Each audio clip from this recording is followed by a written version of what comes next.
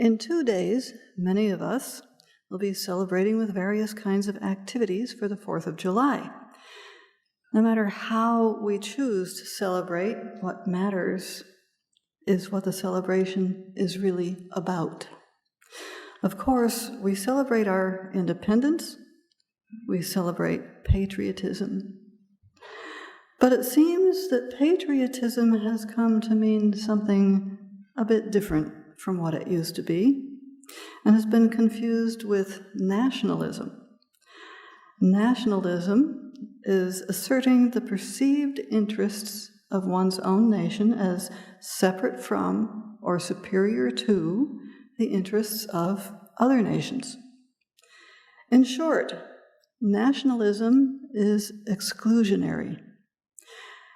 And in this country has also morphed for many into a fierce resolve to keep America for Americans. Who are Americans anyway? No one can claim to be truly of this land unless we have indigenous ancestry. The rest of us came to this continent from elsewhere, either in our generation or in our ancestors' generations. People usually immigrate to escape oppression or poverty, or at the least, for better opportunities.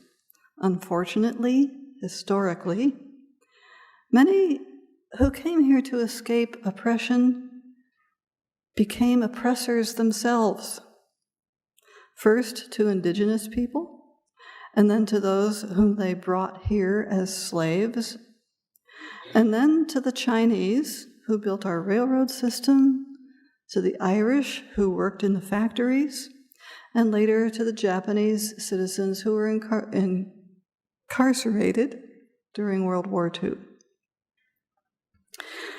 And always to pretty much anyone deemed other. And as we know, those trends continue today.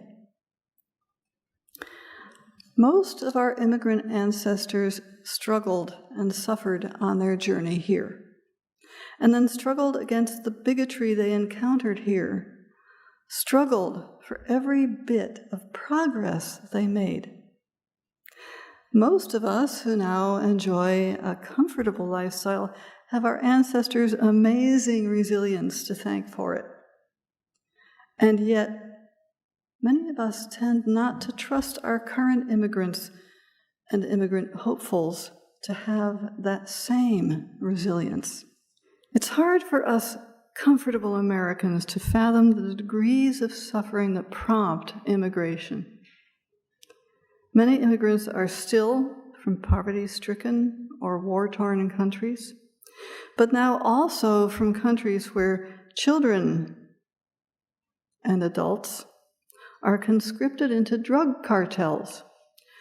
And if they resist or refuse, they are, or their families are, tortured or murdered. That's not mythology.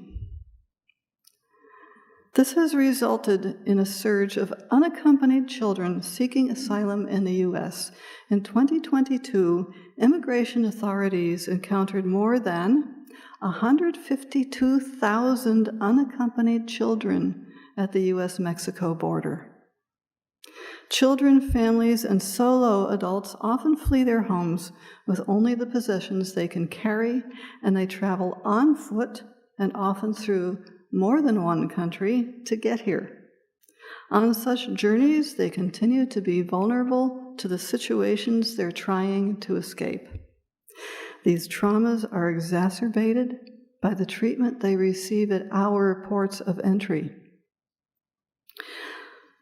I know you'd like to be hearing a more uplifting and spiritual feeling message this morning, but I implore you to consider that being concerned with issues of social justice is a spiritual matter, and that we can create more than just an uplifting feeling, but an uplifting reality.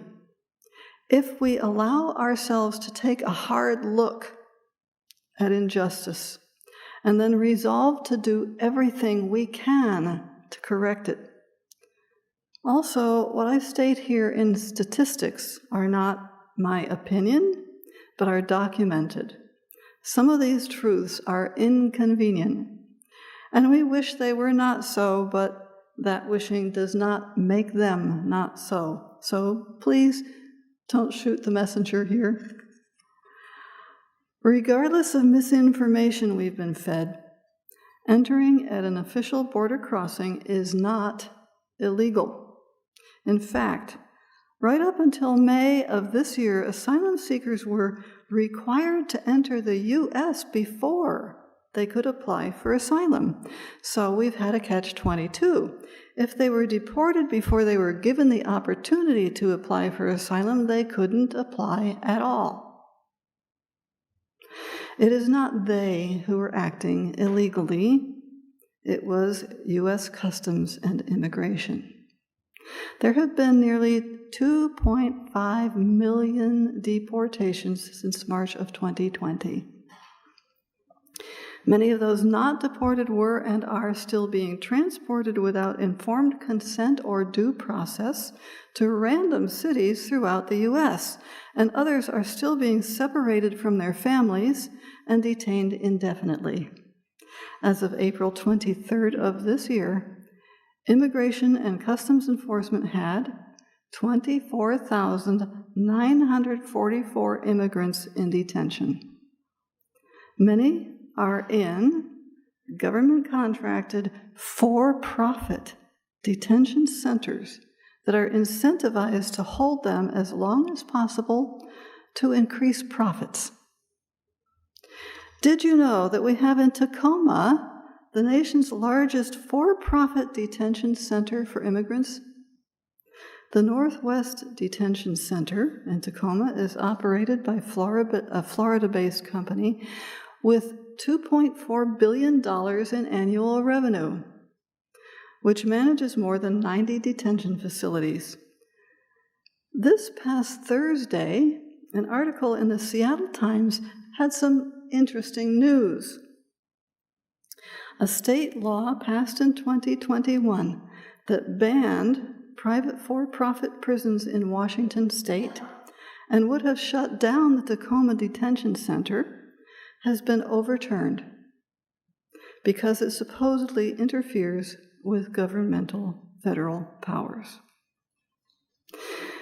Meanwhile, the incarceration policy has not changed, even though in May, the current administration created a new immigration policy under which migrants must, previous to arriving at the border, apply for admission through a new U.S. Customs mobile app. Think about it. How many people who've just trekked for weeks or months to reach a U.S. port of entry have any idea that they must, in advance of their arrival, use a mobile app to apply for asylum? These are people who rarely have an opportunity to even charge their cell phones if they have one, and may not know about this policy or where to access or download such an app, let alone use it. This new law seems to be quite an example of privileged assumption on the part of our lawmakers. It reminds me of Marie Antoinette's famous words, "Let them eat cake." Being able to enter legally can also be difficult because so many immigrants from rural areas of third world countries have no birth certificates or other necessary documents. Such formalities may never have been available to them.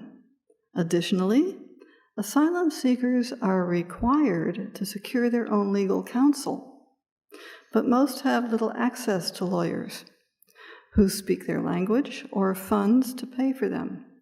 Those with that kind of financial capability usually go through legal channels before leaving their homes and have no need to trek to our borders on foot.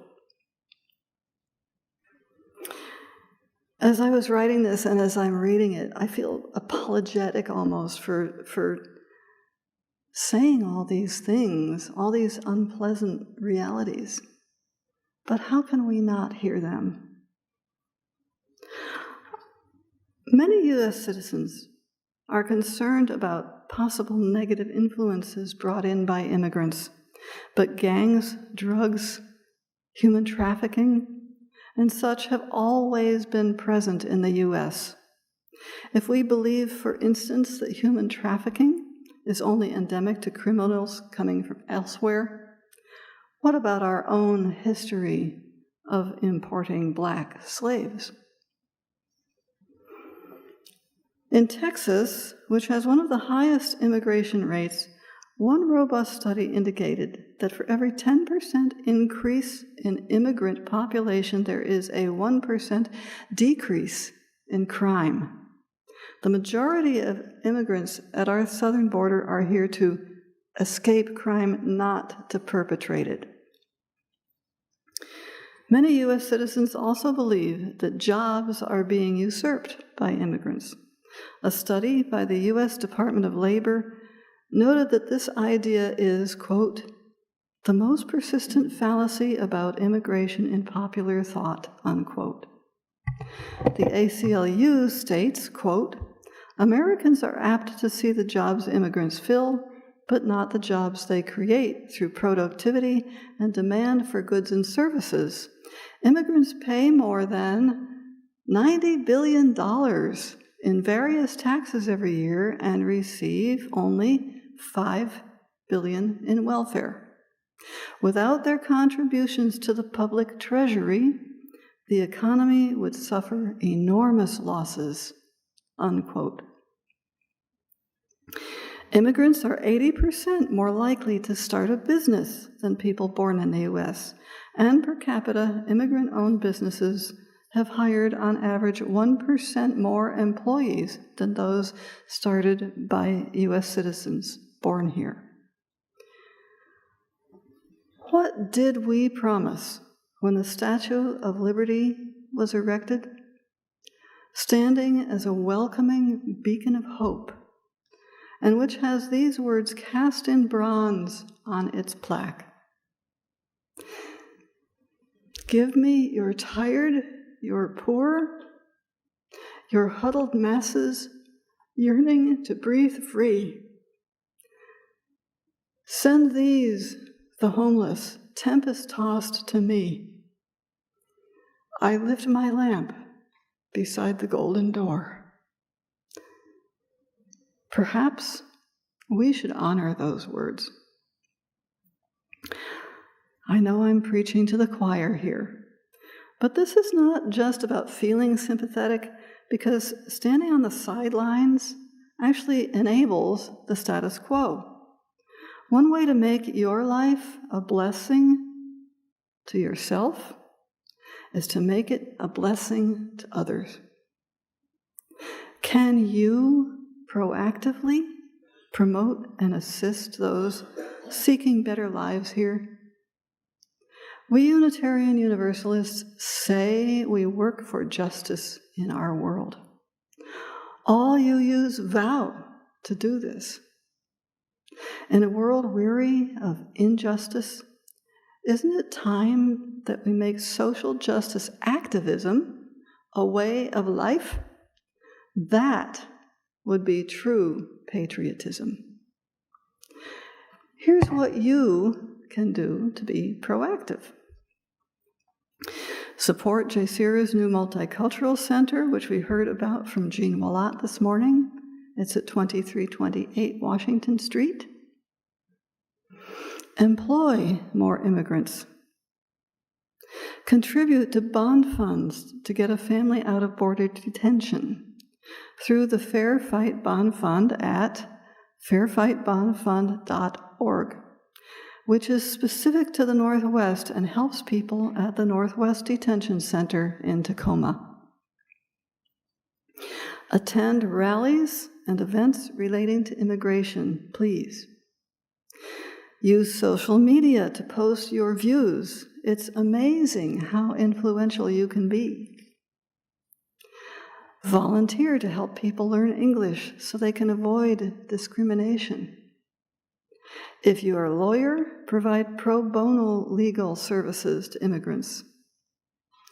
Vote your conscience, not just your party. to help change our nationalist paradigm and sponsor an immigrant family. Go online. It's amazing how easy it is. As we celebrate our freedom on the 4th of July, let us consider what freedom truly means. And when we embrace patriotism, let it be in recognition that if we work for and support diversity and inclusion, we build a better nation. May it be so.